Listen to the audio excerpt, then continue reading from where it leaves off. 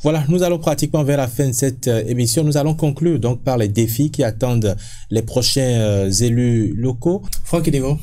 Non, je pense que on va faire cet apprentissage-là parce que justement, quand vous prenez les destitutions de maire, s'il y a un système partisan présent qui travaille avec les élus, qui leur a donné une vision, on peut évaluer parce qu'il y a deux causes de destitution. On parle de désaccords graves. Désaccords graves, c'est sur le projet de ville, c'est sur ce qu'on veut accomplir. Donc, le parti peut déjà être un premier arbitre avant que le problème ne vienne dans le circuit administratif qui va vers la préfecture. Deuxièmement, on parle de crise de confiance. Crise de confiance, c'est la personne du maire qui est mise en avant. Et donc, sur ces questions-là, on peut espérer avoir une meilleure stabilité dans les conseils communaux et municipaux, de sorte que le maire puisse être tranquille tant qu'il est dans la ligne tracée par le parti.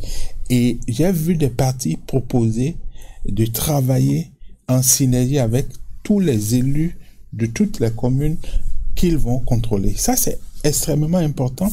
Créer des plateformes d'échange entre les élus au sein d'un parti pour partager les expériences, pour que les innovations qui ont réussi ailleurs soient capitalisées, partagées avec les autres. Donc, il y a du bon dans le fait que ce soit les partis politiques qu'on mette en avant, mais il faut éviter que le leader de ces partis politiques, dès que le maire n'envoie pas les commissions mensuelles, n'envoie pas l'approvisionnement mensuel qu'on lui demande, etc., qu'on veuille le destituer. Parce que ça, ce serait extrêmement contre-productif par rapport à la réforme du système partisan. Franck Kinivo, par quoi est-ce qu'on doit commencer? Il y a plusieurs chantiers, la démocratie à la base, il y a la coopération décentralisée, il y a plein de chantiers, il y a l'économie locale qui figure d'ailleurs dans le projet de société d'un parti politique, pour ne pas dire de deux partis politiques. Par quoi commencer?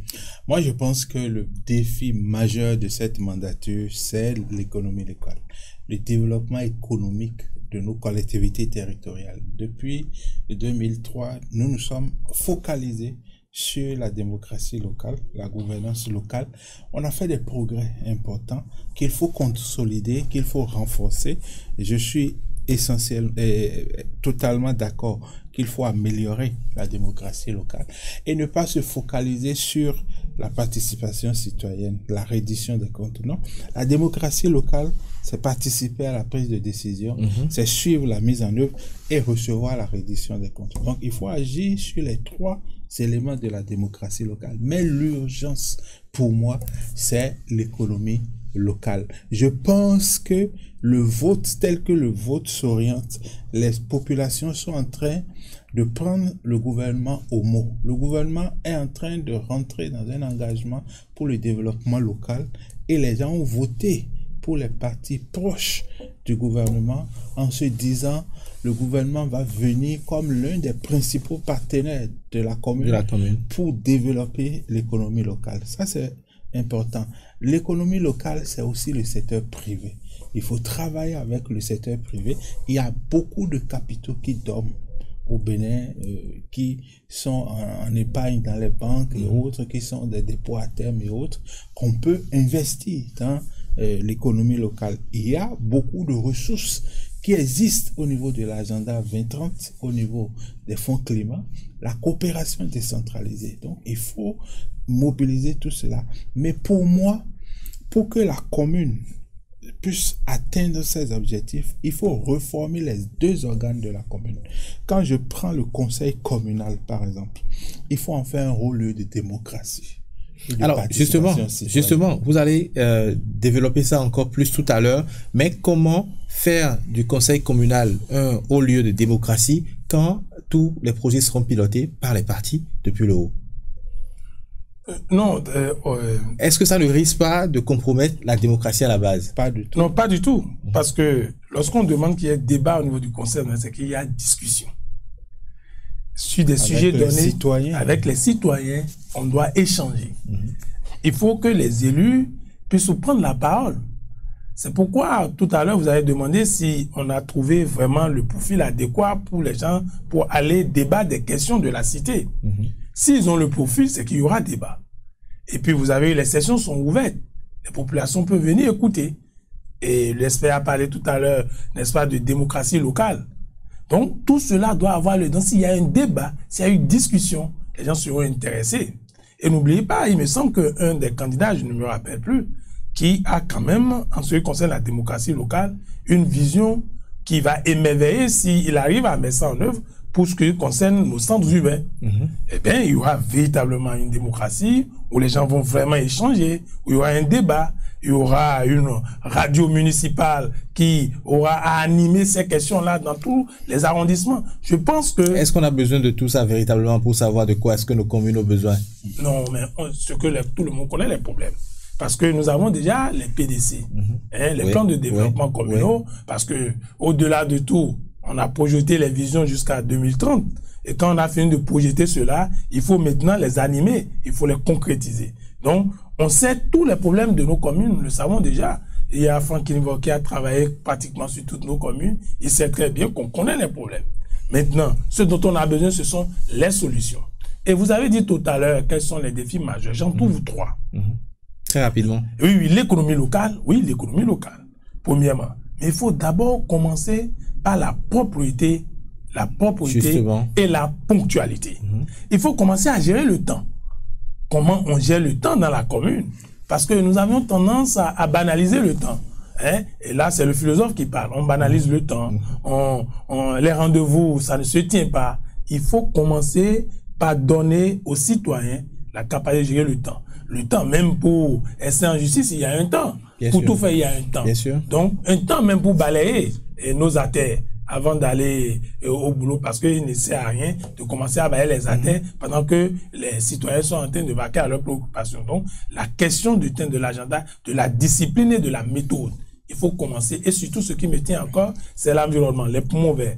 Nous voulons des arbres, nous voulons des villes très jolies. Justement, Franck Nivo, on change de priorité là, parce que j'allais vous dire, on met en avant l'économie locale, oui, pour le bien-être des populations. Mais ensuite, comment fait-on pour changer le visage des villes? Vous savez, l'économie locale est la source de tout.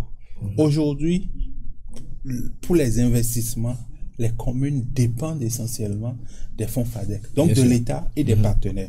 Il faut inverser la tendance. Et pour inverser la tendance, il faut créer de la richesse au niveau local. Il faut une économie locale attrayante pour que les investisseurs arrivent, pour que les banques s'installent et que l'activité économique, vous savez, on a réglé... Dans un environnement vert. Dans un environnement vert, oui. S'il y a les ressources, on va déplacer des forêts. On va faire comme les Chinois qui vont créer des forêts et quand les arbres atteignent un certain niveau, ils déplacent pour amener ça en ville. On peut faire ça, mais c'est les ressources. Il faut mobiliser les opportunités. Vous savez, les gens ont passé leur temps à critiquer un candidat à Cotonou. Oui. Mais ce candidat-là a eu l'idée de monter des équipes pour aller décrocher des financements très complexes à l'international. Il faut que toutes les communes s'inspirent de cette expérience parce que l'Union européenne, la Banque mondiale, beaucoup d'organismes lancent des appels à projets et il faut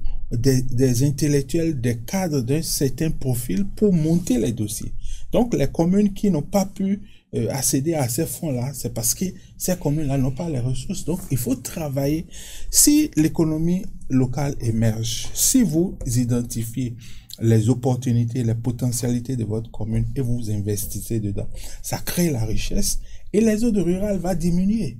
Mais je pense que si une commune aujourd'hui, je prends Calavi qui doit être à 6 ou 7 milliards, 6 milliards de budget, Cotonou autour de 20, c'est un peu plus, 22, 25.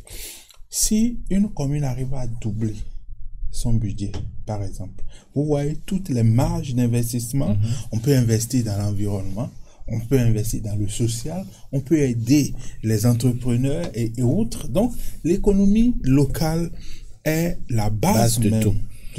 Très bien. Mais je disais tantôt qu'il faut faire 2 réformes. Il faut réformer le conseil communal pour en faire le haut lieu de la démocratie locale. Et ça implique beaucoup de choses, on n'a pas le temps de détailler. Mais il faut réformer aussi l'organe exécutif, le maire, donc l'administration, pour en faire une entreprise de développement ou une agence de développement. Ça change tout. Ça change les perspectives, ça change la manière d'agir, ça change la manière d'avoir les résultats. Mon ami et frère Herbert Ouimbo a parlé tout à l'heure du temps. L'agenda du maire doit être connu. Le président français, on sait ce qu'il va faire jusqu'à 3, 4, 5 mois. Et c'est public. Bien sûr. Donc, il faut apprendre à rationaliser le temps, à utiliser convenablement la ressource humaine. Il y a un défi pour les communes aujourd'hui que l'État doit aider à régler, c'est le renouvellement du personnel communal. Merci beaucoup pour toutes ces explications. Nous sommes pratiquement à la fin de cette émission. C'est vrai que vous êtes tous experts. Nous avons parlé de sujets techniques, mais vous pouvez également faire des analyses politiques. Comment voyez-vous aujourd'hui la répartition? C'est vrai qu'on n'a même pas abordé le véritable sujet qui est la répartition des sièges aujourd'hui. On le fera sur un autre plateau. Comment voyez-vous aujourd'hui je vais dire ça comme ça, entre griffes, le partage des mairies, des postes? Non, je trouve que avec la loi qui impose 10%, nous aurons... Je veux parler surtout des partis politiques. Oui, des partis politiques, c'est ça. J'ai dit que ces partis politiques, évidemment, pour qu'ils soient présents, il faut d'abord faire la répartition. Bien sûr, on ne va pas parler de la répartition. Non, je veux parler purement politique, des 5 partis politiques aujourd'hui en lice. Lesquels partis voyez-vous aujourd'hui à la tête des mairies? C'est la question que je pose. L'UPBR, FCB. UP, Union progressiste, Bloc républicain et Force Courir pour un Bénin émergent. C'est ce que je suis en train de voir pour l'instant. À l'instant T où nous parlons, si les informations qui nous sont parvenues par des sources bien renseignées, c'est que à l'issue des répartitions, nous aurons 3 partis politiques qui vont gouverner nos mairies. Et il s'agit de l'Union progressiste, du Bloc républicain et dans une certaine mesure, les Forces Courir pour un Bénin émergent. Même lecture du côté de Franck. Oui, je crois que si on prend les résultats sortis des urnes, l'UP sera la première force politique au niveau des mairies. Le Bloc républicain va venir juste après. Les FCBE seront en 3e position, le PAD en 4e position et l'UDBN en 5e position. Je pense que la règle des 10% pourrait priver les 2 derniers ou la dernière formation politique. Je pense, comme mon collègue, qu'on aura globalement 3 ou formations politiques, 4 pas extraordinaires formations politiques qui vont se partager les 77. Très bien, merci d'être présent. Dans une majorité de plus de 50 pour la majorité présidentielle. Merci d'avoir répondu à notre invitation, chers téléspectateurs. Merci. Vous avez aimé cet entretien, cette vidéo. Faites-nous savoir à travers surtout vos commentaires. Laissez vos commentaires et n'oubliez pas de vous abonner. Ça va vous permettre de recevoir toutes nos notifications et donc nos nouvelles vidéos. Merci et à la prochaine.